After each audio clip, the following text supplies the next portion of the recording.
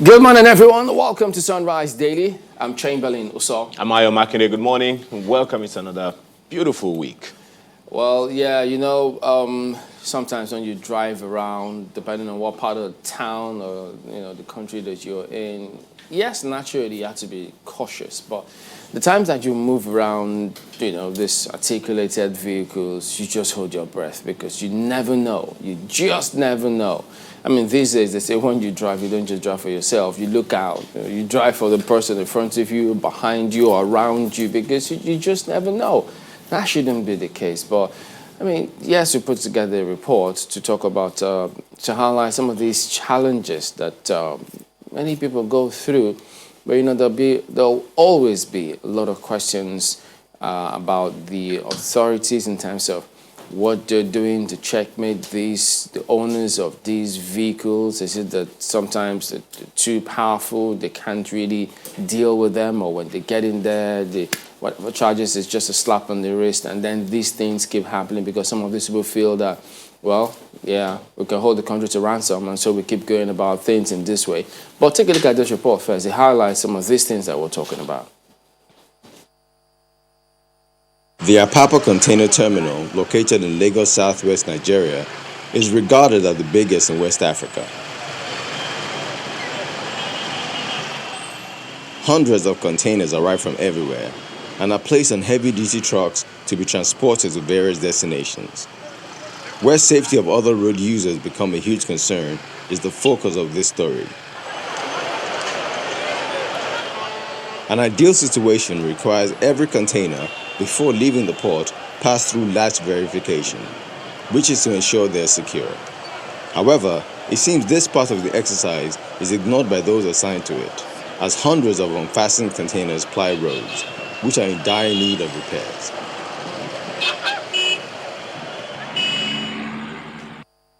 This animation shows that even if the roads are yet to be fixed, fastened containers will pose less of a threat.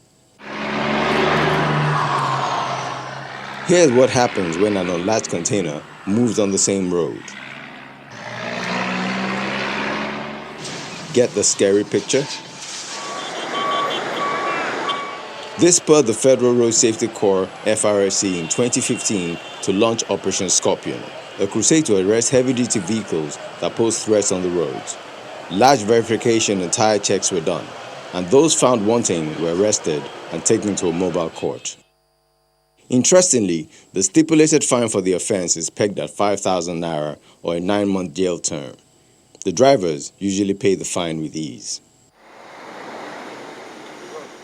The Corps Marshal of the FRSC, Boboye Oyeyemi, vowed to address this with the support of the National Assembly. We are making an appeal to the Federal Minister of Justice now. We are reviewing the National Road Traffic Regulation to increase the fines to serve, because 5,000 naira to you commit this kind of offense, 5,000 naira is too small. So I believe we are going to raise this, and I'm going to propose about 50,000 minimum. But in September of that same year, just barely 2 months later, this happened in Lagos. A container falls off the Ojuelegba Bridge, crushing a car and its occupants below. The driver of the container fled, and nothing was heard of the issue again. Over time, accidents involving containers have been reported across the country, but nothing has changed with regards to latching or heavier fines and sentences. The latest accident in July of 2020, however, seems to have mustered the voice of the people to cry out. At the Lasamaja axis of Lagos, a container fell on a bus, killing 3 occupants, including 27-year-old Chidima Joku and a colleague, 29-year-old Chima Naikpe. My heart is shattered in pieces. Distraught parents voiced their anger at their government on grounds of neglect of protective duties. Let them investigate and know who the driver, is, and the owner of the vehicle, and why it's not, latched the way it's supposed to be, and bring them to book. Let government intervene and stop further killings. The boy was expecting his call. That day I'm home, or something happened, I'm home now. The call they're getting is that go to the morgue and pick his body. The state government paid condolence visits to the victims and promised to seek redress at the State Assembly. The governor was so upset. He said that in that law we are currently amending, that we should ensure that containers that are not latched, that if they then, fall off the trailer and injure anybody or damage any property, we will hold the owners of that container responsible, in addition to the owners of the truck and the driver. So we are going to add that to the amendments which we are proposing to the Lagos State House of Assembly. All these meetings does not give results. A pledge on this was made again by the FRSC boss, 5 years on. We have persuaded, we have educated, we have done shakara, subtle enforcement, but what remains now is full enforcement. And I want to assure the road users, we are not going back. The World Bank, in a 2014 report on road injuries in sub-Saharan Africa, ranked Nigeria as having the most dangerous road network, with a death rate of 52.4 per 100,000 people, the highest of any country on the continent. An indication that the authorities need not only to change perception, but ultimately save lives, because a victim might just be closer to home than thought. Orolu Ashonibare, Channels Television News. What a shocking scenario there, and the statistics don't even help at all, because the FRC says in the last 6 months, guess what? There's been 50 accidents, and 51 of them were from, articulated vehicles. 51 accidents, actually, and 50 of them. How do you deal with that? We continue to talk about this. I remember there's a UN, I do not remember the name now, I'm trying to rack my brain for it. There was a 10-year plan of the United Nations to deal with road accidents in Nigeria. They captioned it something like, right now it doesn't really come to me. 10 years, 2011 to 2020, Nigeria was a signatory to that. The Federal Road Safety Commission was the one championing it. Guess what? To the best of my knowledge, as at 2015, 2018, the most you will hear from it is when maybe road safety marshals or federal road safety commission themselves go on this, campaigns to do, many of these things. That's the last you will hear of it. No one is really championing these things. We talk about these things as if, they don't really matter. You remember last year, I think it was December or thereabout? No, June, middle of last year, when there was this tanker on the Otedola Bridge. About 54 vehicles, 9 lives were lost, about some tens of many others were wounded. And that one happened in Nigeria, in Niger State, where some 21 persons were said to have been killed because tankers were not latched. We seem to take these things for granted. There are rules, there are laws that have been made over the years, Chamberlain, when we say that tankers shouldn't ply the roads at certain times of the day. They're supposed to ply at certain times of the night. What has become of those laws? Who is the one that is enforcing those laws? Yes, we have heard the Federal Road Safety Commission Corps Marshal saying it's full enforcement. Yes, the people who are supposed to enforce these things are there. But who are the owners of these tankers? We've talked about Moman, we've talked about, tanker, the fuel suppliers who are supplying fuel all over the nation. And then we have talked about some other people who are, carrying loads. Many of them, we even heard, that some of these things happened during the lockdown. So you're wondering, who in the world is really monitoring all of these things? What's the value of the human life in Nigeria? These things are very, very, very troubling. Who are the people that are obeying, enforcing obedience or alliance with some of these traffic laws? It's a good thing to see Lagos and some other states, I think FRSC, they're doing something, trying to see how they can amend those laws, but they would like to see them take it a step further, because if in 2019 you had 553 accidents, according to FRSC, and 303 of them, I think, yes, were articulated vehicles. So it's just about time. How much of these, how many of these accidents, involved lives? How many of them involved maimed limbs and all of that? No, it's something that we need to pay attention. And then you need to look out when you are out there. Don't assume the next person is going to go ahead and do the things right. Okay, so Okay, Makwa is around. Morning, Makwa, what's happening? Okay, let's go ahead and come. It's a really... Oh, go ahead then. It's a real, I don't know, it's a very sad situation. I mean, the story we're talking about this morning, just watching the grief of a mother and watching the grief of, a father speak about picking your child's dead body. These are people who were just going about their businesses and were killed for nothing due to no fault of theirs. They didn't drive recklessly. They didn't do anything wrong on the road. They were just on their own. And some people's carelessness and recklessness put them in trouble.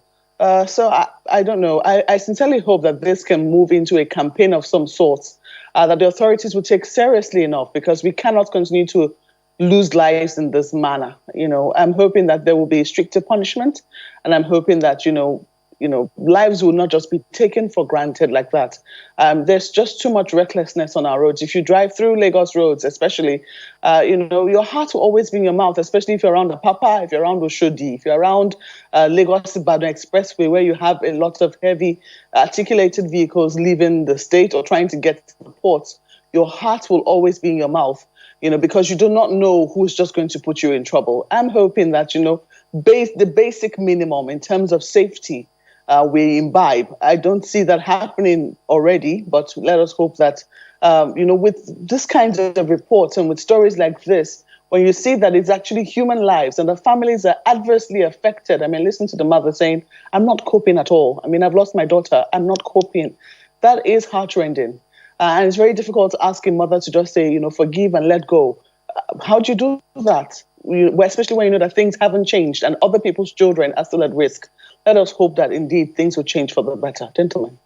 Oh, yes, indeed, we do hope that. But we'll take a look at how do the dailies reflects, what's happening. But let's start right away. Nigerian Tribune, the very first one we're looking at today. The lead story is about roads. Look at that. 2.5 trillion naira voted for federal roads in 20 years. Well, I know you may want to ask, so what we see, is it commensurate with this amount of money? 2.5 trillion in 20 years. And I think it was in September last year that the NESG was saying that Nigeria required $100 billion. And I think that was at 36 trillion naira to get the right infrastructure. I know different groups have given different stats about how much we need to put infrastructure right for the next, number of how years. Many, they give different targets. So clearly we do require some resources, and the big questions about the budget cycle, is it really suitable for the kinds of infrastructure development that we require? They ask questions as to do we have to have special funding or structure, but all of that, well, perhaps you need to look at it in this context. And then the writer says, document shows FG awarded contracts for dualization of Ibadan, Ijebu-Ode, Ibadan, Belkota roads in 2010. So, there you go. Something to go dig deep into and see what's become of all of those. Just beneath, above it, first of all, banditry and terrorism. Northeast governors advocate use of heavy artillery by police. Yeah. Nupeng begins strike in Lagos today over extortion, harassment of members. Wow. So, it's not for, but this is the reason they've given, so they want us to deal with that. Dogara's defection unsettles reps leadership. 2 governors, ex-minister in defection talks. Yeah, you see that one as well. So, there you go. That's Tribune this morning. The Guardian is also talking money this morning. Forex demand hits $1.16 billion as Naira slides. Certainly not the kind of news you want to wake up to, but that is what we have woken up to. Manufacturers lose credit lines as costs escalate. Parallel market faces pressure on CBN intervention. Story continues on page 2. Of course, that picture is there talking about what the story that is on there. Cautious optimism as churches resume in Lagos. Low turnout as worshippers obey leaders' stay away directive. Excitement in other churches. Divergent views on impact of closure on crime. Find the story continue on page 2 this morning of the Guardian newspaper. And a number of other stories you'll find interesting right there on the front page of the Guardian newspaper this morning. Okay.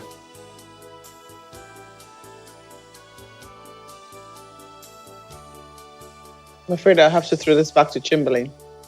All right, so I'm going to take a look at Vanguard next then, and they have something a little different. Edo, PDP, APC bicker over do or die antics. Reps blast IGP, AGF over assembly crisis. Bamidele Islam's Obaseki. Emulate President Jonathan Okumbo urges candidates. ADP asks courts to disqualify Izeyamu. Poll not worth Edo citizens' blood. CSO tells parties candidates. So there you go. Northern governors beg FG to equip military. Buhari seeks support of traditional leaders. Senator Kwari tasks security agents to stop killings in southern Kaduna. And Khan declares 1 month prayers against southern Kaduna killings. And so there you go. So do you get a sense that something is being done, or this will be, addressed? Who knows? So this is what the lead story is about here this morning. But then you also have COVID-19, 22 million small businesses gasping for breath. 94.2% MSMEs didn't get government support. Subscribe to some survey. Only 16 members benefited. NASME. So, food for thought there. Just food for thought. Panic buying as petrol tanker drivers begin strike. Who knows if they will wade into that and see if they're going to sort things out. As it were, Buhari names 7-man panel to probe fraud allegations against Magu EFCC. So information seems to be coming in bits and pieces about that one. Take a look at what's on the back page. Igalo Moses in Europa League quarter-final action tonight. So what a night it will be for those Eagles stars. And Chukwueze returns to Spain. Interesting one as well. That is Vanguard today. The Daily Trust newspaper this morning is looking at Lawan Shekarau. 8 other senators sponsored no bill in 1 year. What does that mean? It's shameful, says CSO. I'm working on one. Former Kano governor says, and Senate president keeps silent.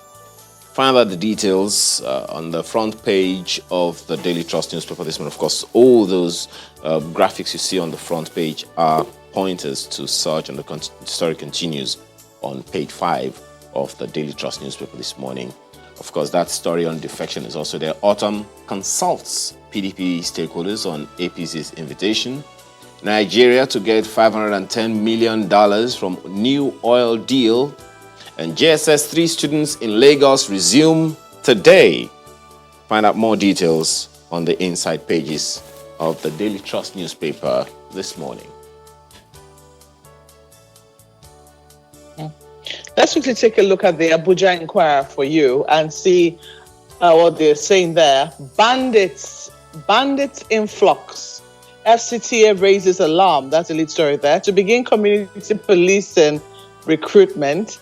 Blames foreign returnees over COVID-19 spike. Yeah, for anyone who's been watching the figures being released by the NCDC, you'll see that the FCT has been recording high figures of COVID-19 patients. And they're saying that this is as a result of foreign returnees welcome back from the country. But then, the questions as to whether or not those people are they not getting tested before they come? Oh, well. You find a number of other stories here on top of the nameplate. Land racketeering, top FCT officials fingered. And then you also see at the bottom there, land tussle, Abuja natives dare Uni Abuja. That is also there on the front page for you. Flooding, FCTA demolishes 102 houses in Giri. And you also see there, Jamb Mall's new date for 2020 admissions. Yes, so well, Our students are resuming to write their WAEC exams. There's also, how will they get admitted into the universities? You see the details on page 10 of the Abuja Inquirer this morning. Let's leave it there for you. We'll take a look at News Direct next. Mixed reactions trail CBN's rate unification to 380 naira to the dollar. Current liquidity challenges pose threat to businesses. That's from LCCI. Oil marketers struggle to access foreign exchange. Moman. Price adjustment in line with IMF World Bank directives. That's from APCON president. And prices of goods, services to increase significantly. That's marketers. So there you go.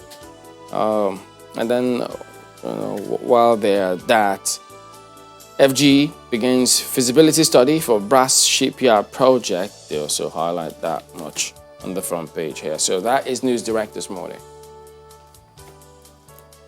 And leadership says 2023, Governor Uzodinma backs Mamandaura, says marriage should drive political process. Zoning died since 1999. That's according to ex-ACF scribe, okay? Remember that call by Mamandaura that marriage should be the call rather than zoning generated a lot of controversy, and you still have governors here and there throwing their weight behind political associations saying, no, we do not agree, this is a bad signal. You find details of that story on page 4 of the paper. But guys, isn't 2023 another 3 years away at the very least, and we still have Corona to recover from? Looking at the story right here, PMB constitutes judicial inquiry into allegations against Magu. That is also there as well. Insecurity, President seeks royal father's support. That is also there as well. And at the bottom there, New York Zoo apologizes for imprisoning African man in monkey house. When did that happen? You might want to see details somewhere inside the paper. First night of Democratic Convention to feature Michelle Obama, Sanders, and Kasich. That story is also on the front page of Leadership, tracking what's happening in the United States of America as the political season also is in full swing in that country. Let's leave it there for Leadership newspapers. Okay, there you go. That is it with a look at some of the dailies here this morning. So we will be back in a moment. Stay with us.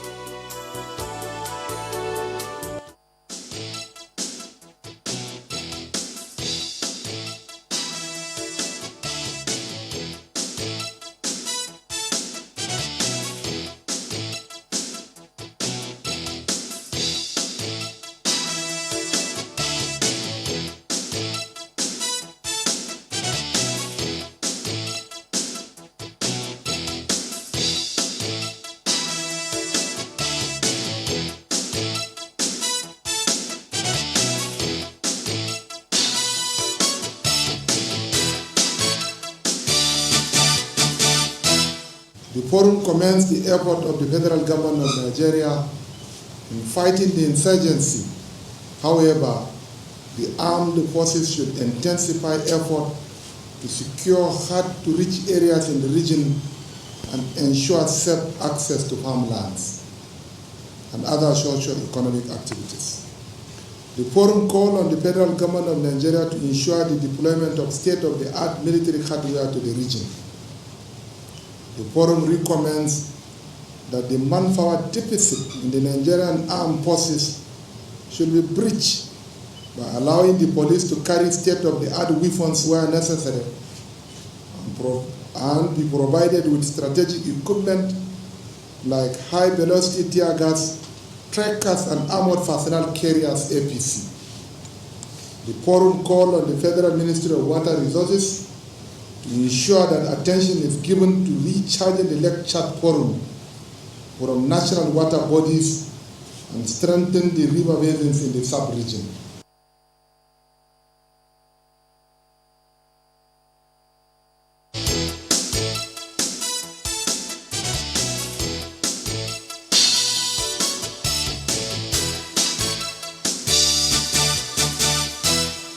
Welcome back. Turning our attention to security, well, particularly the Northeast one, which you just heard that comments from he heads the Northeast Governors Forum. We've got Professor Tanibi Alemike, criminologist, joining us from Abuja. Good morning, Prof, and thank you for joining us today. Well, that submission, that conclusion by the Northeast Governors, well, that is their own version of what they think the solution can be. What does that say to you about the attempts to tackle and address this security challenge that we've got? Thank you, Chaplain. I think with respect to the Northeast security challenge, I can identify with the governors that they're speaking out of frustration, desperation. But unfortunately, I think the recommendations are obviously, for now, as at now, not what one would expect. First, we must recognize that we use the military approach, heavy military approach since about July 2009, when this problem emerged from Bauchi attack, and then, of course, Borno itself. And, of course, we've used almost full-scale war in the Northeast to defeat the insurgencies, and it has not worked. Of course, no one would deny the fact that major progress have been made. Some years back, even in Abuja, people were so scared to go out because of fear of being attacked through bombs and other mechanisms by the Boko Haram. But we must understand the causes of insurgency. Insurgencies usually arise from political, economic, and social factors. And if you must defeat it in the long run on a sustainable basis, you must identify those political, economic, and social factors that give rise to them. Military have their places, but of course, it must be a short-term measure. Otherwise, you militarize your society, you then engage in what might be called a security dilemma, which warfare, in which there's competition between the insurgency and the government, with which has the greatest lethargy and lethal weapon. Okay, so Prof, I think one can understand the frustration, but that's not the way to go. Okay, so how, because what they came up with that suggestion, because I think they've seen that in the short term, the security agencies from their perspective can't seem to respond immediately or have the capacity to respond immediately to some of these challenges. So with that recommendation, will that need or that gap be addressed? From the military or security point of view, what is required is actually not weapon, it's intelligence. At that point, they need to know when insurgents are planning to attack, where they are supposed to be attacking, and what's the capacity that of force that will be deployed there. So at that point, it's not so much the weapon that is required that is more important than the intelligence. So I would have expected that they will ask that indeed there's a need for a deployment or a greater capacity for intelligence gathering to the various media, both technological, human intelligence, and the rest options. If you do not know, you could have the highest weapon, you'll still be taken unaware. So I think what has been largely missing in the Northeast situation has been intelligence. Why are they always caught unaware? And I think that should be the response, rather than whether it is the weapon that they carry. So I think it's the intelligence capacity that is important, to be able to gather intelligence, to be able to infiltrate and collect information that are required, and also to be able to share those intelligence and use them effectively. Because over the last 4 years, 5 years, I've been hearing new acquisition of equipment for the military, the Air Force, and the Nigerian Army particularly. So I think, yes, they need equipment, but I think more importantly, they need intelligence. Otherwise, those equipment will be useless. I thought that if that were the case, it would be glaring that they really do need intelligence. But because many of them will wonder, if they do gather that intelligence, assuming that there's a gap there, how do they execute without those weapons? Shouldn't they go side by side? Yeah, you require intelligence to plan operation. Yeah. So intelligence actually precedes operations. So without adequate intelligence, you are just walking, operating in a blind alley. And, it's not just gathering the intelligence that is also important. It is sharing it among actors. So you could have all the weapons, you don't have the intelligence, you will not hit the target. And you'll be taken unaware. Well, Prof, we have spoken a lot more about what the military has done, the security agencies and all of that, but you have mentioned 3 specific aspects that we seem to have been missing out on: political, social, and economic factors. Are these facts unknown to us ab initio? And if we do know them, have we been able to track the root causes of the trickle-down effect of these lapses? I don't think we paid adequate attention to those factors for various reasons. First, the factors that caused them in the first instance are also still around in other sectors. The political factors, the divisive political arena, the contest that are not based on any democratic principles, they are still all around, and therefore you find in different states, people are still recruiting all kinds of thugs and forming them into gangs. So we've not learned a lesson from the Northeast, ECOMOG, and, merging with Taliban and then forming what we now call the insurgency. Then, of course, in the long run, in terms of activity, it requires greater thinking, greater reflection to apply the economic, social, and political, measures to address insurgency. And it does require a lot of investment to do that in terms, not just financial investment, but actually, partnership among different agencies and addressing long-term inequalities, poverty, and worsening human development index, especially in that part of the country. So it does require a lot of thinking, a lot of commitment. I think the problem we've had with using almost relying solely on military approach is the fact that we think it's a short-term measure which would provide us with the final solution. Unfortunately, it will not. We've gone beyond a Boy Scout approach to this issue. We need a long-term planning to begin to indeed create an atmosphere which undermines their capacity to recruit new members and to deploy them for this action. But as long as the grievances, the political, economic, social grievances are pertinent, we will just be playing, an unfruitful game. You've used the word insurgency more than, once or twice now, but a number of times we have heard that a significant number of these security challenges we're having now are related to banditry and criminality. But you have used the word insurgency. Are we missing something? I think there's a lot of poor classification of what is going on in the country. We use the word insurgency, we use terrorism, we use banditry, we use cultism. But these are different phenomena. For example, what we have in the Northeast qualify as an insurgency in which terrorism as a method of executing insurgency had been adopted over the last 10 years. While in the Northwest, we're having a combination of criminality going on that we have not fully understood, and we're putting them together as just banditry. And there are some cells of terrorists operating in that region. There are some elements of banditry in the true sense of it. Are there elements of just basic criminal gang operating in those areas? We've not done enough to be able to isolate. And unfortunately, I think our security system, maybe also those of us who claim to be academics in this area, have not done enough work. A good example was the Niger Delta militancy before the peace, if you call it the peace agreement. Everything that happened in that region, we call them militancy.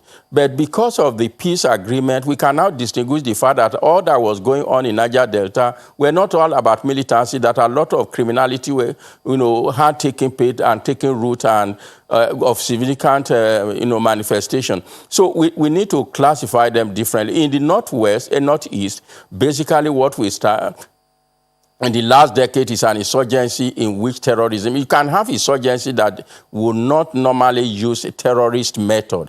A terrorism is a method of actualizing insurgency. So that's, I think the Northeast will be talking about terrorism, insurgency, not banditry. There's there a may school be of thought. banditry, but of course that is coming on the back of the terrorism, the Right. space created by terrorism. There's a school of thought that believes that, look, as presently constituted, we can't get results with this security architecture. Do you subscribe to that? I do. And these are my reasons. First, I think we brought the military out for too long. We've stretched them too thin. We've civilized them contrary to what they are expected to do. And at the same time, because from 1993 thereabout, we had also decimated the police, and we have politicized the arm of the police and also decimated their capacity, that's the mobile police force. We now have a gap in terms of an appropriate agency or force to deal with the kind of insurgency that we have, that will not undermine the traditional role of the military, and at the same time will not, in a way, militarize the police. We need an intermediary force between the police and the military, so that the military can be in the barrack, except out only in exceptional cases, not the way we brought them out in the last 2 decades. And then for the police, of course, we know that the regular police cannot use the kind of weapon that the Northeast governors are advocating. There are reasons why, as much as possible, it's required that the police are never armed with very lethal weapons. They are part of the community, and the more lethally weapon they are, the more they are alienated from society. And that was the logic between the establishment of the police mobile force around 1962 and 1963 to create a barrack intervention force that is very capable of addressing insurgency.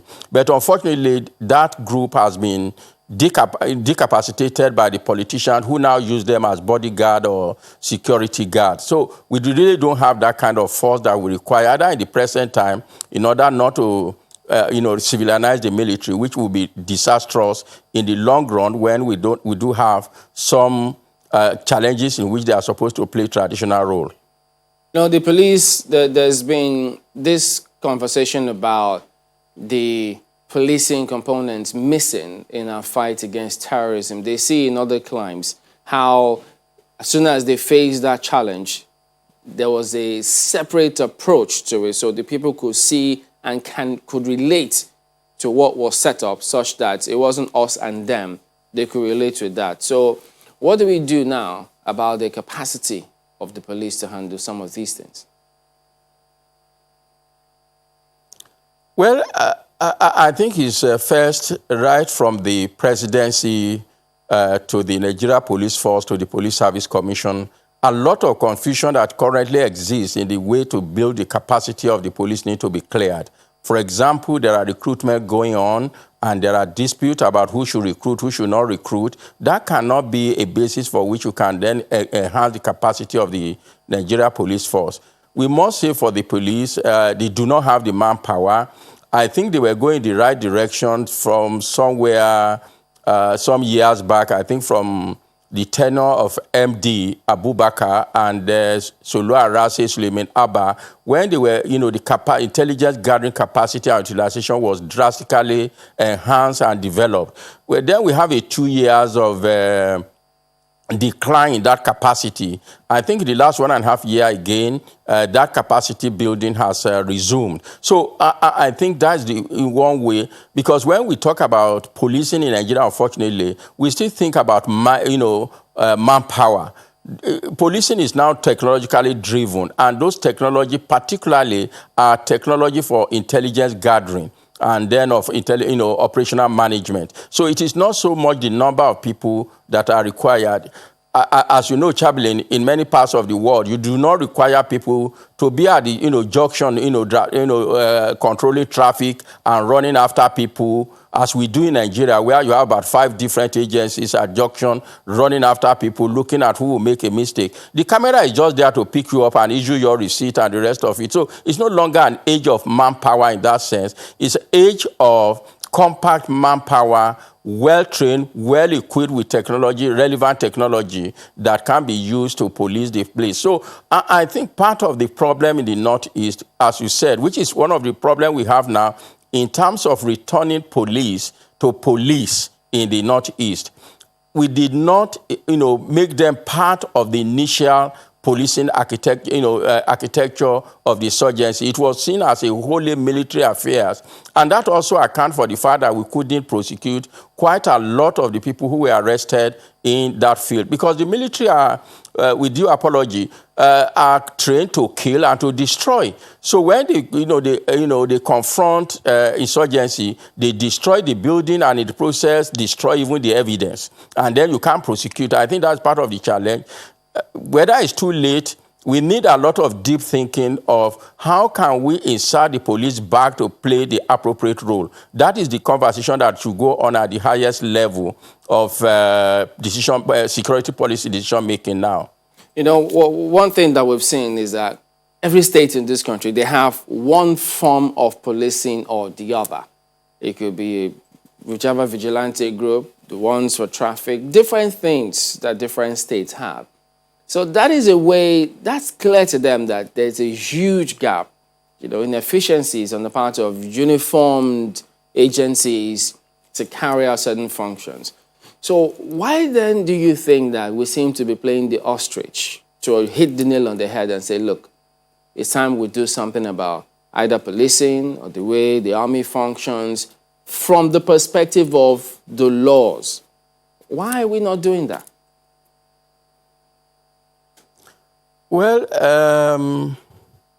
Chaplain, very well, the way we solve problem in this country is if something is not working, we do not fix it. We buy another.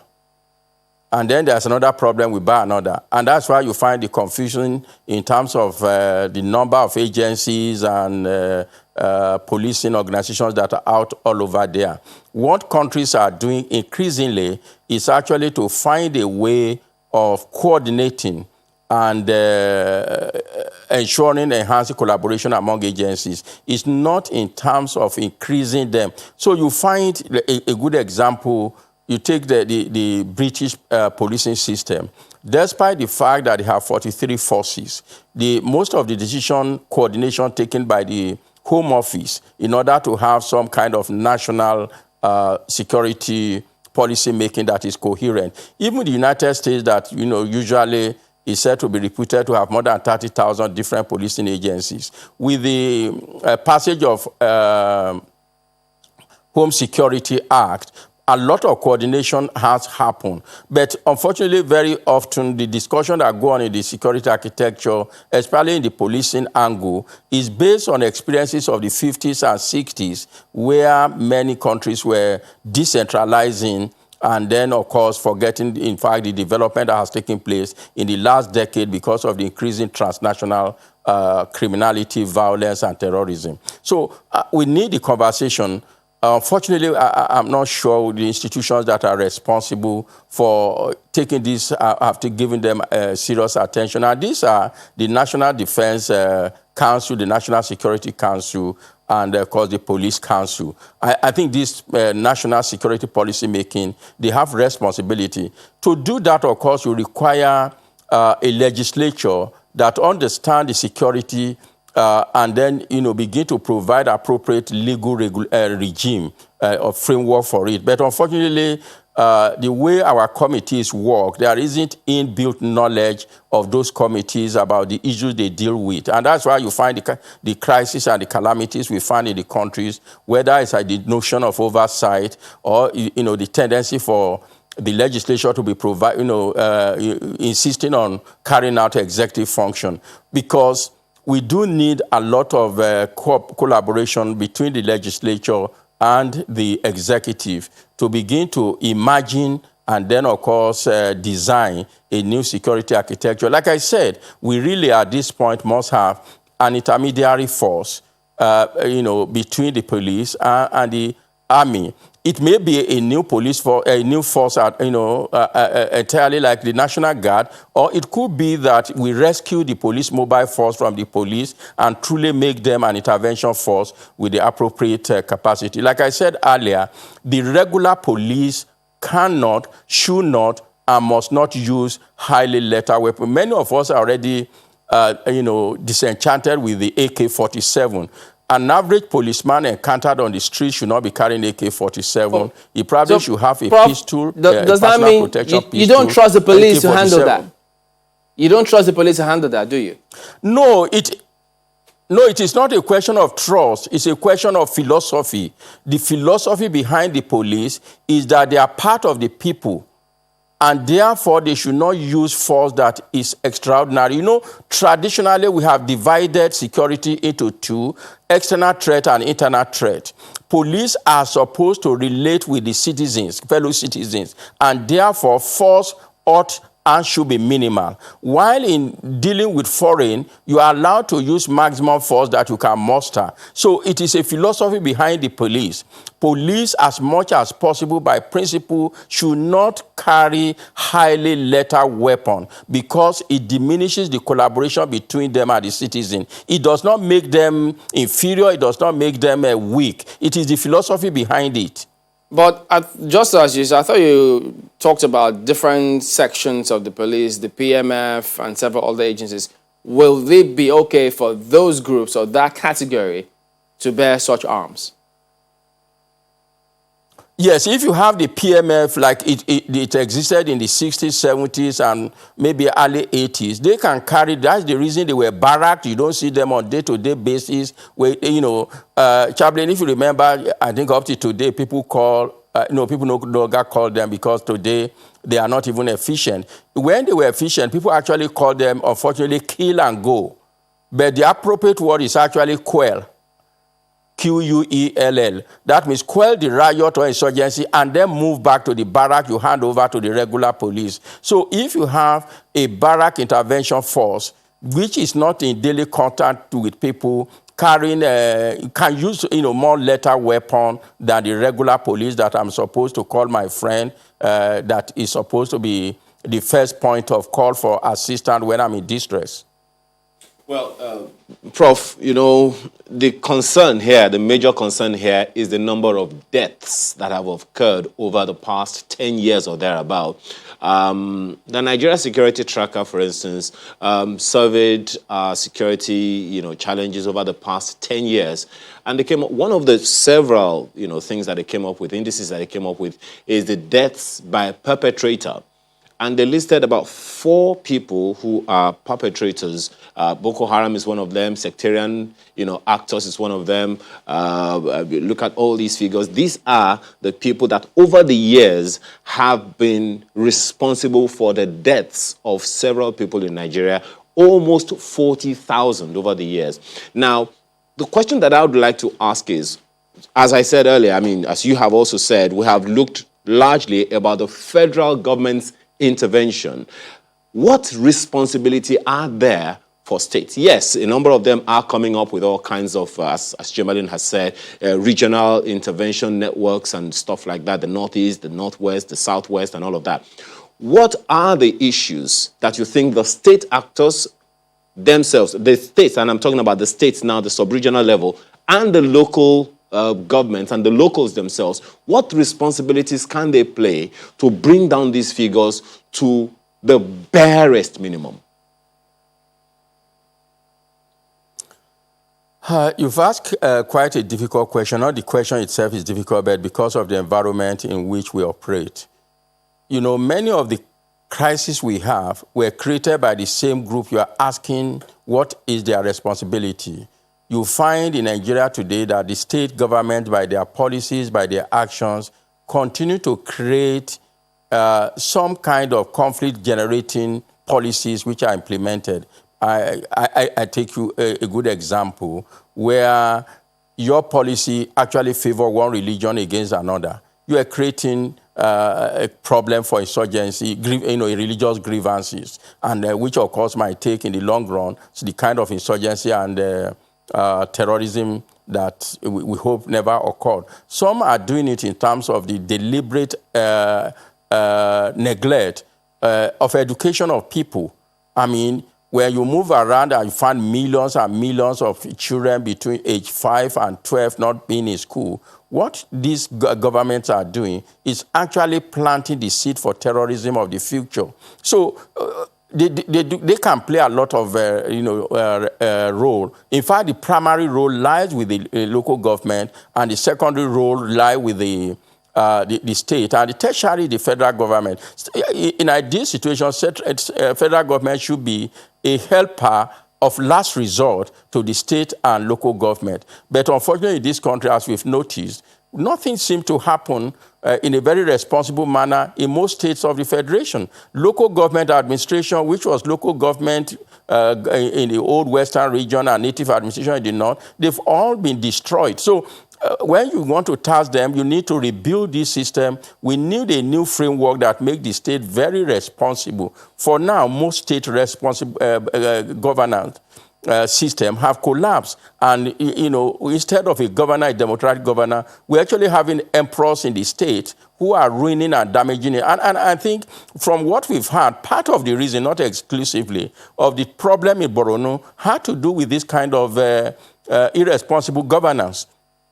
So they do have a lot of role, but until you change the governance system where they are truly accountable, where the interest of the citizen is paramount, you are not going to get them be more responsible than they are now, unfortunately. You cited a very critical example about the political factor that you mentioned the other time, talking about the policies that the governors come up with. How about the social and economic factors? Any examples of those?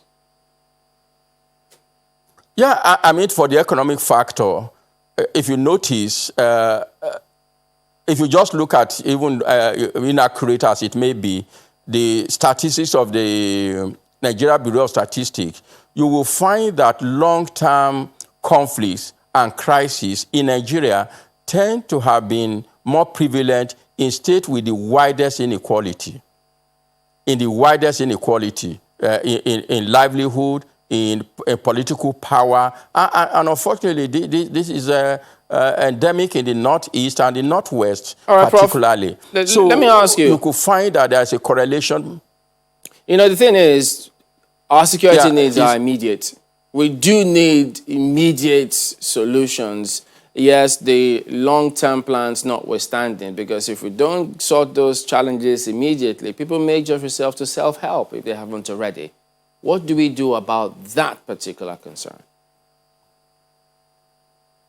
Yes, I think the very immediate thing is to sort up intelligence very, very rapidly. And there are many technologies that can be deployed. There are, strategies that can also be deployed to ensure that people, the agencies collaborate in very useful way. So, and that, of course, goes to the question of, are the military chiefs, have they outlived their usefulness? I don't think they've outlived their usefulness, but I think they are fatigued. All right, then. We do thank you very much. Anybody thinks well when he's fatigued. All right, we'll have to go, but we do thank you for your thoughts this morning, Professor Tanbi Alemeka, criminologist, talking to us today about security. We'll be back in just a moment. Don't go away.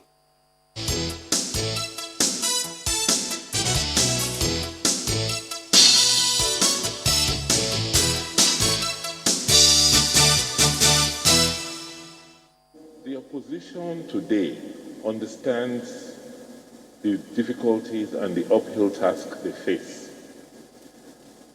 and therefore are not confident enough that if we have a peaceful environment and go for an election today, they don't have the confidence that they will win and succeed, because they know where the sympathies of the people are.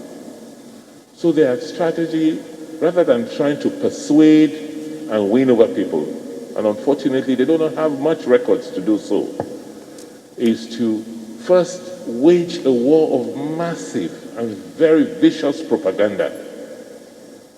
When somebody tells you they have done nothing, right? And you sit in this hall and you look around you and say, wow, if this is not something, then, then what is something? So their first plan is to invest in vicious and vile propaganda. And their next is to put fear, intimidation, and scare people from coming out to exercise their franchise.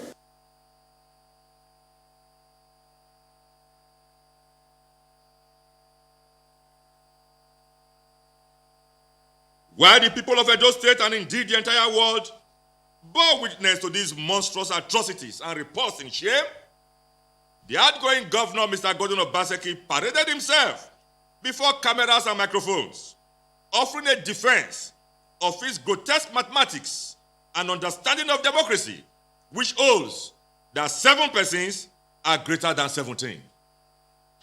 Can 7 be indeed greater than 17? The answer, of course, is an emphatic no. Godwin Obaseki is clearly the aggressor in this plot. The one man who has refused the reign of peace, who has remained standing in the way of justice and fairness, who has put his knees on the neck of our democracy in Edo State. As the trajectory of the election reveals that the odds are against him, one may not wonder what he stands to gain from these anti-democratic practices of jackboot democracy. However, whatever the case may be, the wise counsel should be that Godwin Obaseki gets off the way of the majority, should stay clear of the people's will, and let the general will of the people prevail. The legislative arm is a co-equal branch of government with a constitutionally protected independence from external interference or pressure under the principles of separation of powers. Okay, well, to look ahead of the forthcoming elections, we've got Mr. Collins Sokonofa, who is a lawyer and a member of the APC, joining us via Skype. And we also have Don Pedro Obaseki, who is a member of the PDP, joining us via Zoom as well. Gentlemen, thank you for joining us today on the program. Mr. Sokonofa, let me start with you.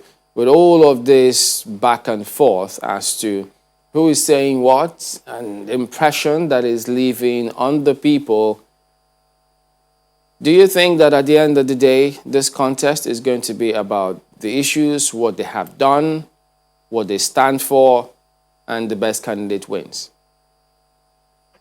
Well, thank you very much, Chamberlain. Of course, we are trying to ensure that these campaigns remain issue-based and not go dirty the way the PDP folks are trying to make it to be. I mean, how do you explain a situation where, people are trying to enforce their rights and go into the House of Assembly, to become members as they were elected to be, and the next thing you see is the governor who goes there to begin to take off the roof from the building and pour tips of sand and granite on the place to make the place impossible to access.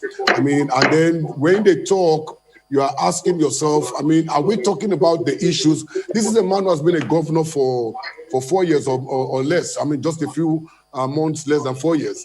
And ask him what he has done. When you say the governor going there to take off the roof, what do you mean? Did you see him going there to take off the roof? Oh, well, the government took off the roof. The government took off the roof. And there's nothing the government can do without the governor authorizing it. Okay, so now when you hear the campaign issues that they bring up, you are wondering, this is a man who has been in government for 3 years and 10 months or so. Tell us, for God's sake, the things you have done upon which we should assess you.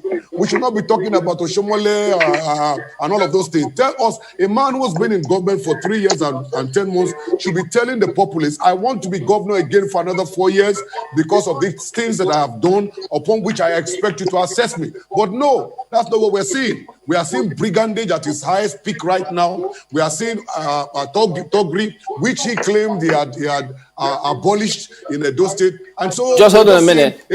Hold on a minute. Let's bring in Mr. Don Pedro Obaseki. Well, yes, it appears as though the back and forth in terms of the breakdown may not seem to end as it were. Accusations as to who went to the assembly for that purpose still reigns supreme. But from your perspective, is the governor really talking about what he's done, as the APC is saying that is not what he seems to be doing?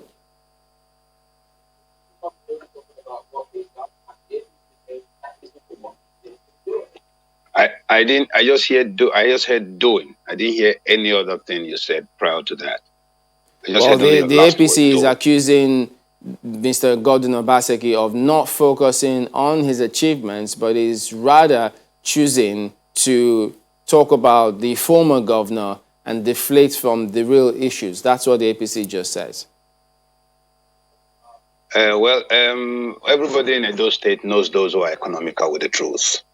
All over Edo State and all over social media, you are aware of what the governor's done. We also know that it is the opposition APC that has decided to take all this out of cosmic balance. We know that it's the persons of the APC that has decided to break the Constitution of the Federal Republic of Nigeria by just almost always resorting to palace, low-level, most unintelligent narratives. We all know that the APC within Edo State today are the ones that decided to go and carry out a blatantly treasonable inauguration of persons who have been issued on the same public domain that their seats have been declared vacant. It is also known that they are the ones who went and forged a mace, which in all manners particular is a treasonable felony. So coming up with very base, mundane arguments is funny. We all know that the same governor that we are talking about what he has done, we know what he has done in terms of Edo Best. Lagos State government just adopted the Edo Best initiative. We all know that the National Union of Teachers had declared last year that Godwin is governor of the year based on what he has done in education. We all know that the 1973-74, the Edo State Secretariat was left as huge pillars standing in the middle of Benin without being completed since 1975. And we know today that Godwin has turned that into a cynosure of all eyes. So we all know those who are using Agberos. Thank God Okonofu has said now that we thought he had removed Agberos from the streets. Who are the Agberos? He knows who they are, and he knows those are the ones who are the frontliners in the fight against the governor today, being monkeyed and backed by the ex-governor and ex-national chairman of the APC and lot of other things. So we all know. So we know who is trying to skew the narrative. We know what will the APC campaign with. Okay, let's ask him. They have to with what the governor had done. Nothing All right, else. just hang on a minute. Let's ask him then. Well, Mr. Konofa, speak to this when he talked about the inauguration of those members. He thinks that that cannot be and that you don't even have the mace in the first place. Does that still stand? Insisted, we have maintained that inauguration was a nocturnal inauguration. It was carried out about 9:30 p.m. and only a few members were informed. And since then, the other members have been prevented from entering the house to begin to exercise their fundamental rights as members of parliament. And this is a clear breach of the Constitution. And we insist that these members have a right to get into the House of Assembly and do the work for which they have been elected. These people were elected as members of the House of Assembly, just in the same way as Gordon Obaseki was elected as governor. He doesn't have any greater right than these people. Besides, the House of Assembly is a tier of government on its own. The interference of the executive, on the affairs of the legislature in Edo State, it's becoming unbearable. This cannot be allowed to go on. Now, these people, having been cut out of their work for more than 1 year, have come to themselves and say, we have to go back and assert ourselves and get our jobs back. And this is what they are doing. And any attempt to prevent them from doing that, and we believe will may cause some problems, because these people have been patient enough for more than 1 year now. Now, in an attempt to go back and resume their job, the next thing the government is doing is to take off the roof of the House of Assembly and make the place impossible to access. That's not the right thing to do. Now, we want to be focused on the issues, I must tell you. We want to be focused on address what he spoke about. Just a minute. When he says that the members had been their seat had been declared vacant, and then processes already in place. They had gone on litigation for that purpose. Upon what rule or law are they back as members to participate in proceedings in the House? Now, who declared their seats vacant? Who declared their seats vacant? The illegal 8-member House of Assembly that declared their seat vacant. That House of Assembly that has been sitting since June 2019 has been an illegal House of Assembly. How do you have 8 members out of 24 members meeting and they call themselves, have they formed a quorum? No, they haven't. In any case, right now they have dwindled to 7. How does 7 become greater than 17? And 7 people are claiming to have expelled 17 members of the House of Assembly. That cannot stand. That's an illegality. Just hang on, Mr. A society that is governed by the rule of law. Okay, hold on, Mr. Don Pedro. Hold on, Mr. Konofwa. Let's bring in Mr. Don Pedro. Well, clearly he says that, well, the problem here, Chamberlain, if you will let me speak, sir. Go ahead.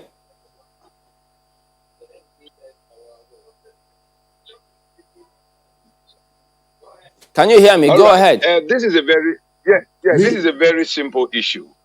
And I think my friends are now beginning to express what you call clear sophistry. Let's put this thing in clear perspective. That in June 2019, the governor of Edo State wrote a proclamation of the House. Like we heard, he also mentioned it, that there was a nocturnal inauguration of, he said 9. Actually then, if I remember clearly, there were 12 members that were in the House that were inaugurated, rightly so. And we tried to educate them that the governor makes a proclamation. A proclamation proclaims the House. There is nothing in our extant laws that says everybody should be present. I will take you back to a case of in point. In June 2015, 49 APC members were not in the House as senators when Senator Hold on, Saraki your voice is coming through in the background. Just hold on. When Mr. Obaseki is done, we'll come to you, please. Mr. Obaseki, go ahead. When Mr. Saraki was inaugurated as a Senate president, we are all aware that there were 49 members of the APC senators were not there. That does not invalidate the process. It may look unnice, but unfortunately, now they went to court. And the court on the 17th of September, the Federal High Court declared that the inauguration and proclamation was proper and in order, and to unquote, that the House of Assembly is properly constituted. What was required? I went on air. Many of us in Edo State begged all the remaining members to go and get inaugurated. Rather, they gathered in Abuja and stayed there for years. We are all aware. Now, on the issue follow procedure, I'm happy you asked him what law. The law states clearly in our constitution, as well as other extant laws of this country, that if you don't attend for 180 days, on the 181st day, your seat automatically becomes vacant. And 2 of the members who were inaugurated also went away, and their seats became vacant. They cannot undo that. It is in law. We say that. All right. Some housekeeping here, gentlemen. Well, I'm not sure which of you, but Mr. Obaseki, you may need to turn down the volume of your TV set. It's just kind of howling back at us, so it doesn't interfere. But let me take it back to Mr. Konofwa about what the law and the provisions of the law, from what he has just said. Look, that if the matter has already gone for adjudication, it should wait until it's over and done with before the members can come back. Isn't that the position of the law? That's for you, Mr. Konofwa. I didn't get the question, I'm sorry. Well, from his perspective, that those members, if the seats have been declared vacant and they've gone to court for adjudication, you have to wait until the matter is over and done with, rather than resort to self-help. Well, I mean, what do you do? I mean, they have been to court. A 7-member or 8-member House of Assembly is declaring the seats of 17 members vacant. Where does that happen? Where does that happen? This is the use of brute force, as a matter of fact. And we cannot sit down and allow this illegality to continue. I mean, there's got to be a stop to it. It gave me a little bit of concern. Just one moment, Mr. Konofa. Are you saying that the illegality, that what some have considered illegality on the part of these members who have just sworn themselves in, is in any way capable of correcting what they consider to be an illegality previously? No. I would say, you know, what it is that illegality begets illegality.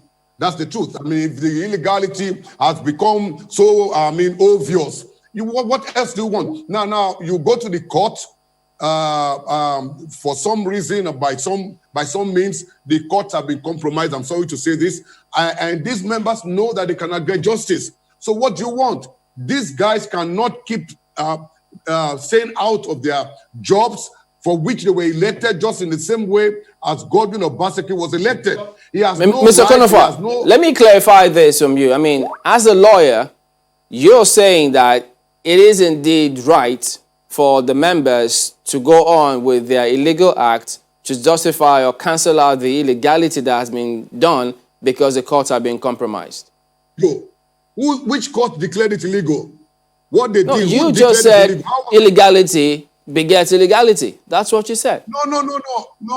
What now? You are saying that what they did was illegal, and I'm asking you the question: who declared that act illegal? Which court declared it illegal? Mr. Konofa, you said illegality begets illegality. Please let me land. The Attorney General gave the Commissioner of Police in Edo State instruction to give backing to these members to get into the house. The position of the law is that they are free to enter into the house and perform their function. So who declared it illegal? Why do you say the courts have been compromised? The chief law officer of the nation has told. Yes, I can hear you. Why did you say the courts have been compromised?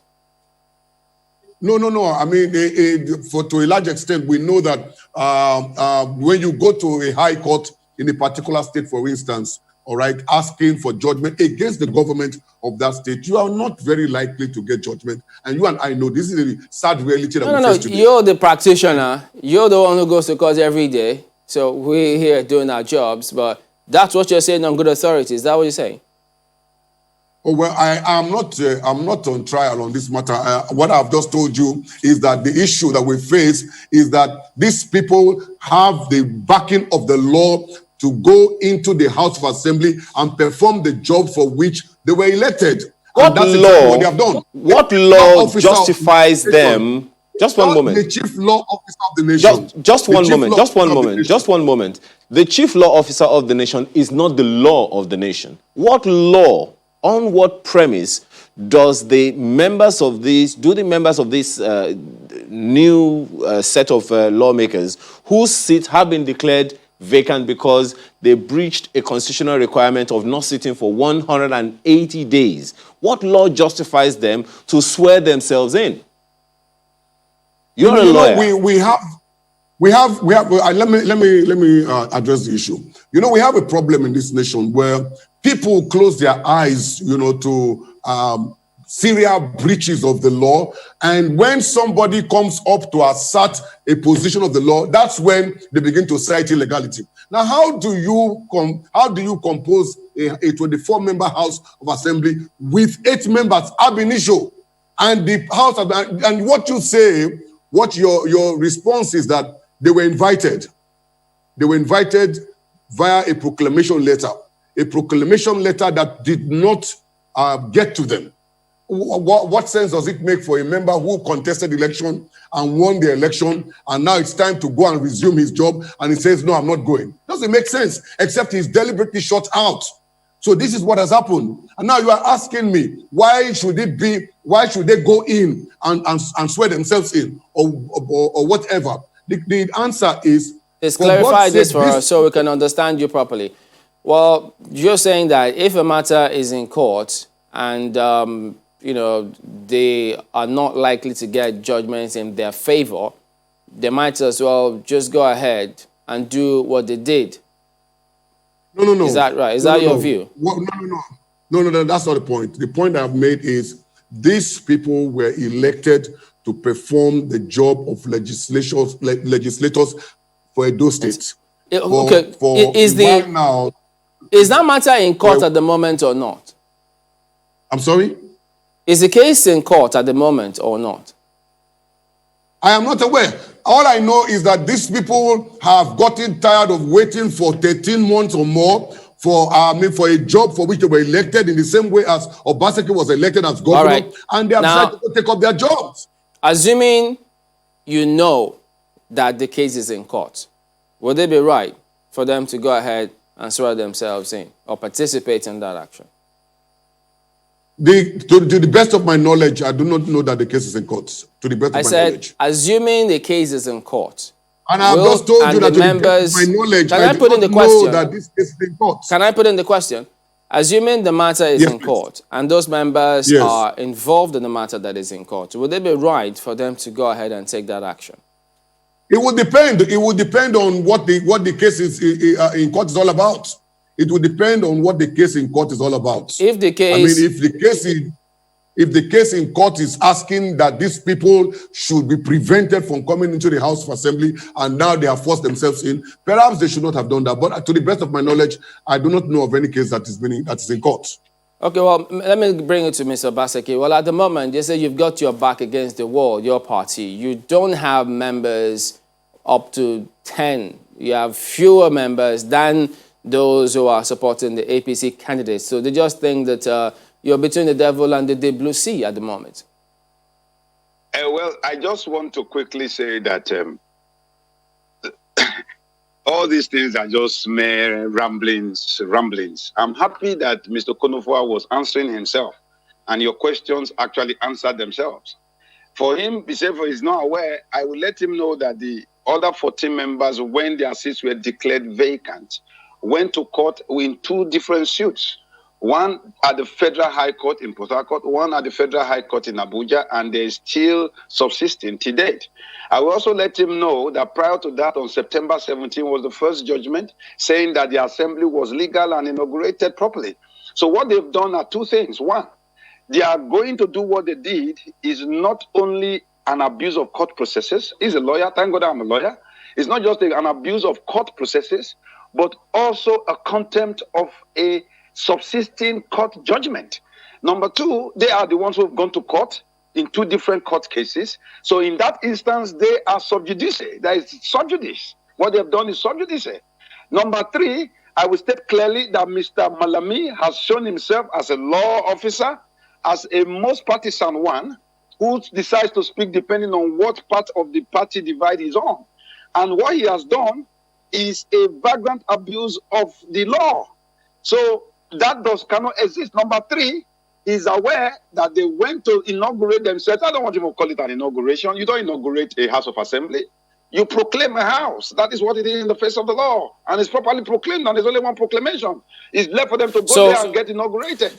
In other words... Let me finish, sir. So now they have gone to forge a mace. Now we keep playing that down. When you forge a mace, you are forcefully taking over a part of government. So that is treasonable. That is treasonable. Where is the original mace from your perspective? The original mace, not my perspective, the original mace still lies with the speaker, with Mr. Okiye. Okay. The mace they use, let me let him respond pointedly to that now. Mr. Konofua, the mace that was used, was that a forged mace or not? I'm sorry? The mace that the members used, was it forged or not? How could it be forged? How do you forge a mace? Was it the real? Is that the real mace? No, I mean, of course it was the real mace. Of course it was the real mace. And is that the mace that the House has always been using? Of course, that's the mace that the House should use. That's the mace they were using. Let me point out something to you very clearly. The judgment of the court did not say that these guys should not be sworn in. The judgment only said that the proclamation letter was in order. The judgment did not say that they could not enter into the house. So let's not turn the law on his head. What the judgment of the court said was that the proclamation letter issued by the governor was in order. And that did not preclude the 14 members or 17 members from being sworn in as members of the House of Assembly. All right, Mr. Baseki, at the moment, now that they've carried out that action, well, is the PDP going to challenge that in court, or what you think is right? What should be done now is, I'm not in government. I am not in government. But what should be done right now is that the Nigerian police should go and arrest them. That's what should be done right now. Is not even the Nigerian police, the Department of State Security. They are a threat to the state, not Edo State, to the nation. They have committed felony. That is what that part, the very part of forging the maize is. That is noted, Mr. Obaseki, but let's take this now to the fact that the people of Edo State are concerned. A number of people are saying that the heat is really getting hot. How comfortable do you think the electorate would be to come out and vote if this heat increases? The heat will not increase. They've gotten to the very top of the barometer. The thermometer has gotten to its very top. What else are they going to do?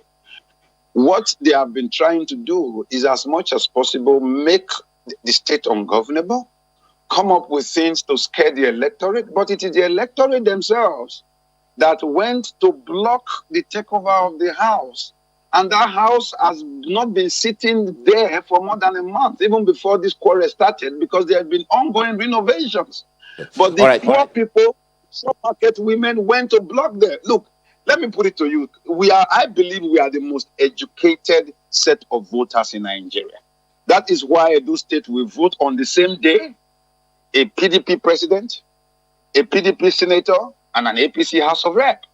And we have a state where you have, it's been on for quite a while, an APC sitting governor and the two PDP senators, and more than half of the House of Assembly are PDP and half APC. So we are very educated.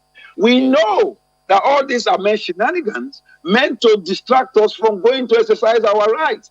The Edo people will go to the polls and they will vote and they will defend their vote. What we all know now is this whole wahala has turned Edo State into, every Edo State man, into a cubicle lawyer. We all know what is going down, and they are helping us and opening the scales of that is falling off, and it's falling off our eyes. Let me put this clearly, so that you what is going down here. Let's wrap up, but make it quick.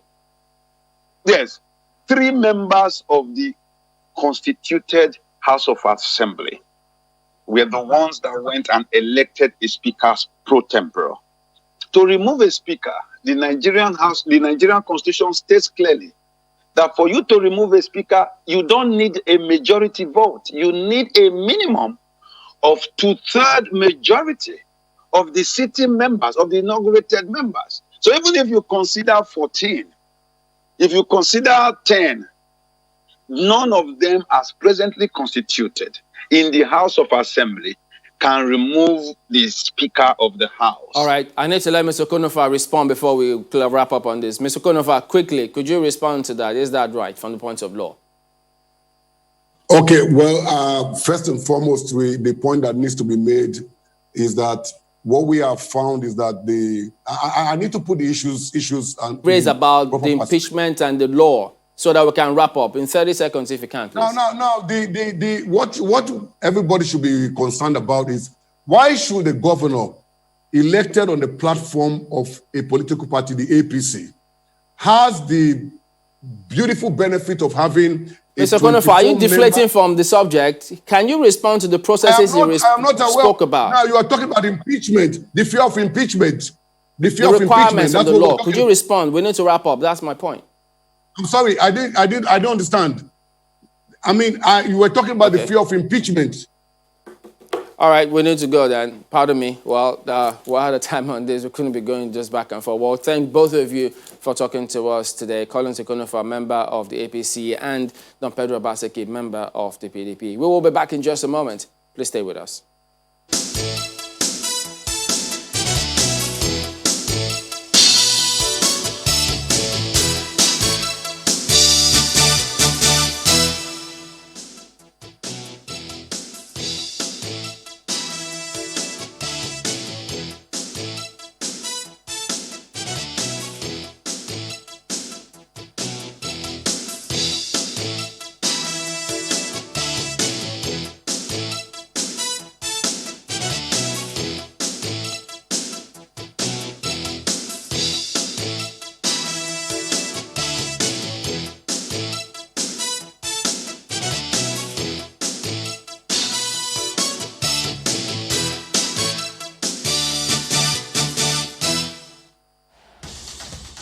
Mr. Abiodun Uwonikoko, Senior Advocate of Nigeria, joins us next to give us some perspectives on some of these matters. Good morning and thank you for joining us today. Well, so many things are confusing to laymen about law, and maybe Nigerian law, because sometimes what you read is not what it is, as it turns out. First, could you explain to us the implication of the letter that was written by the Attorney General of the Federation to the IGP, asking him to provide security cover for the members, I think 17 members, who have supporting the APC candidate to go to the House for legislative purposes, when some argue that, wait a minute, that shouldn't be. What's the position of the law on that? Thank you. I think under certain circumstances, there is a federal preemptive powers that allows the authority at the federal level to interfere in the affairs of a state government. And such instances will be those where, by resolution of the relevant members of the House of Reps, it is determined that the state House of Assembly can no longer conduct its affairs. The other instance is where the governor or the president apprehends a state of emergency within that state that warrants intervention of the federal executive authority. In both of these instances, the Attorney General of the Federation has no role to play at all. Now, with regards to a sitting parliament at the state level, it is incongruous that 1.5 years after a new parliament has been inaugurated, the AG of the Federation will be writing letter on behalf of members elect, not members of parliament, but members elect, at a time when, even if they were properly sworn in, their abstention from proceedings and sitting of parliament for more than 181 days will render them liable to have their seats declared vacant. Next is that issues surrounding the manner in which the parliament in Edo State was inaugurated are subject of at least 3 pending litigations, one of which was conducted by a high court in Port Harcourt, in which a judgment has been given finally, and the aggrieved parties are on appeal at the Court of Appeal. That judgment is to the effect that the governor of the state had no power to issue proclamation for inauguration of parliamentary sitting more than once during a tenure. That has been done, rightly or wrongly, and the aggrieved parties have gone to court. With these cases pending in court, it is very strange and disturbing that a letter will be issued by just a legal practitioner on the 3rd of August. And the Attorney General of the Federation will purport to act on that on behalf of that lawyer's clients, directing the Inspector General of Police to interpose and force those people into the premises of Parliament and assist them to conduct affairs. One, the confirmation that those are members elect is the very reason they cannot participate in parliamentary affairs until they have been sworn in. It's a different thing if members of parliament duly sworn in are being prevented right of ingress and egress out of parliament. So it is strange and very, very worrisome that such a letter should issue, especially at this critical time. So what is the IGP expected to do about this letter now? Is he supposed to obey it and provide security cover? What should he do? Now, under the 1999 Constitution, both the Attorney General, IG, Governor, President are all obliged and obligated to respect and give effect to judgments of courts. As at the time the letter from the AG was issued and addressed to the IG, a judgment of court had already ruled and validated the inauguration of Edo State House of Assembly. It was therefore not in consonance with the Constitution, rule of law, and due process, as well as respect for state autonomy, for either the AG or the IG to purport to be acting on their own internal communication to interpose themselves in the affairs of a state House of Assembly. Let me make this clear. The AG Federation has no role whatsoever to play in the internal workings of a state House of Assembly. If there are legal issues there, the right person to approach for legal advice within the state is the AG of the state. It is not AG Federation. And if the AG of the state gives an opinion that either party does not agree with, the next recourse is to go to court. But we have even already passed that stage because the parties are already in 3 different courts. Court of Appeal in Port Harcourt, High Court in Edo, and Federal High Court in Abuja. So the matter is sub judice, and I do not see how we can reinvent a course of action from a case that is already ongoing in court. It is very unfortunate. Okay. And it portends ill for the coming election in the states. Well, Mr. Onikoko, is that saying that the AGF acted illegally? Oh, definitely, I don't want to mince words about it. And I'm sure the AG himself in his good conscience knows that. What has he been doing since June 2019 when the Edo State House of Assembly was inaugurated? What was he doing when those cases were pending? As AG that is proactive, he should actually, if he felt he had an issue, should have sought to be heard in those matters. He has a right as the AG Federation by related action to say, the AG Federation considered this to be a matter of constitutional importance. I would like my office to be heard in this matter. That is the only recourse. Even if he wasn't joined, he could have sought audience, and by law, the court. Okay, well, we're just trying to, well, yeah, sometimes this technology can just fail you at that point in time, but he's talking about that letter that was written by the AGF to the IGP of police.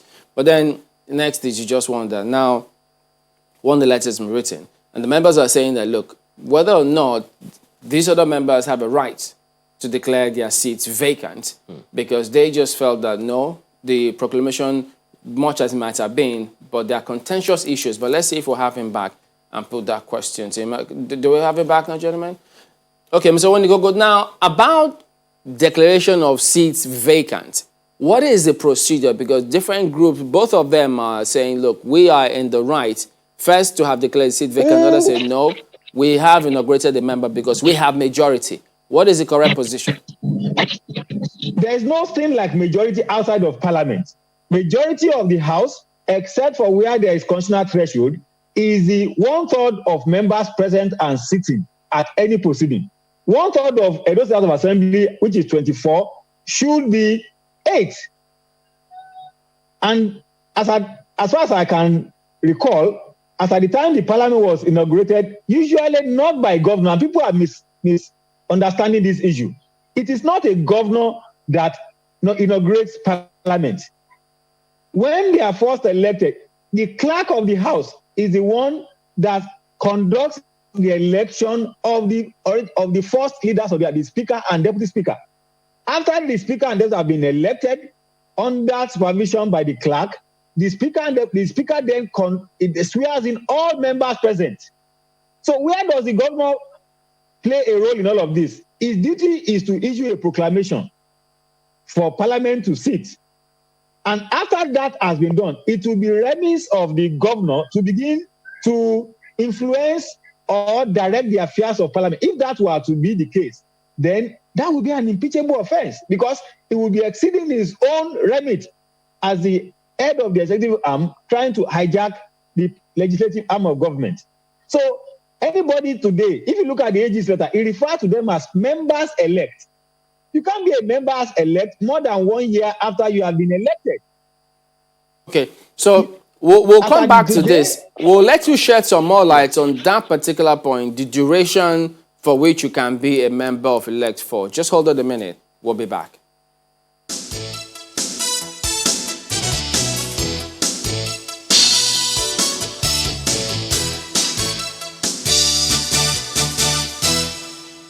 Welcome back. Mr. Wonikoko, so tell us, how long does the law permit one to be a member-elect for? And after that, what happens to the seats? Yes. Now, for the purpose of membership of parliament, where you have been duly elected, in fact, the Electoral Act provides that failure of INEC to issue you with a certificate of return after 7 days dispenses with that certificate of return, and you are entitled as of right to be sworn in once you present yourself. So the maximum period a person should remain member-elect, pending absence of any court order to the contrary, is 7 days after you have been elected and parliament has been proclaimed. Now, for that purpose, if you choose not to be present at the inaugural sitting of parliament, you only take whatever is left of your tenure at the time you present yourself for swearing in. But that means you must be available so as not to have been absent for half of the sitting for a whole year, which is 181 days. That's the minimum sitting requirement for you to be in parliament. If you fail to make that minimum, if you fail to sit for up to that period of time, it is the prerogative of parliament to declare your seat vacant. I am aware, I'm not going to say whether that is right or wrong, that seats of these gentlemen have been declared vacant by the speaker as then concerned. Now, let me read to you what section 102 of the Constitution says. A House of Assembly may act, notwithstanding any vacancy in its membership, and the presence or participation of any person not entitled to be present at or to participate in the proceedings of the House shall not invalidate such proceedings. Now, Parliament, House of Assembly's quorum is 1/3.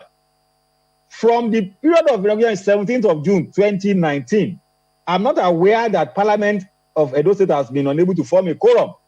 So all what they have done, including speakership appointment, which election of speaker, which is not normally done by the Parliament, but conducted by the clerk of the House, and then subsequent swearing of all members present, I'm not aware that that has been validated. So the fact that some people chose to absent themselves from that swearing, which is also part of our lack of respect for due process, and they went to converse somewhere, is a reminder of the mistake that APC made in 2015 that led to the emergence of non-endorsed party candidates as Senate President and Speaker. You remember what happened? Some members of party, out of party loyalty, went to converge at International Conference Center. Meanwhile, Parliament has been proclaimed and sitting was going on. Can I just add this before we wrap up? Appointment. Yes. Yeah, so thank you. What happens, what is the provision of the law? Because they argue that no, not that we absented ourselves. There were circumstances, they did it in the dead of the night, it wasn't properly done. Does the law cover or protect such persons where a group, assuming that was the case, were deliberately trying not to get them sworn in? Well, I think they will have a point if indeed, because the proclamation usually should state the date of proclamation, that Parliament shall start sitting on a particular day. And I think if the proceedings were conducted outside of the sitting hours of Parliament by their own rules, that would be a cause for those who are aggrieved to go to court. Not to go and say, Attorney General of Federation and IG, come and enforce a right that no court has affirmed. I've told you today, rightly or wrongly, a court has affirmed that proclamation. The argument they may have will be against the clerk of the House. They should have sued the clerk of the House for conducting proceedings, that inaugural proceedings, at allegedly odd hours. Because there is a working hour, and Parliament can extend working hours. So an official working day starts by Nigerian law at 7:30, and I think it was moved to 8 o'clock. So sit earlier than that. There has to be a decision. But all right, apologies. We just need to wrap it up there. But we do thank you very much indeed for your thoughts there, Mr. Abiodun Uwonikoko, Senior Advocate of Nigeria. Always a pleasure to have you on. My pleasure too. So there you go. That is it today on the program. We thank you all for watching. We'll see you tomorrow. I'm Chamberlain Uso. I'm Ayo Makinde. Have a wonderful day and please keep safe. And I'm Malpe Yusuf. Please be responsible out there. Thank you for watching.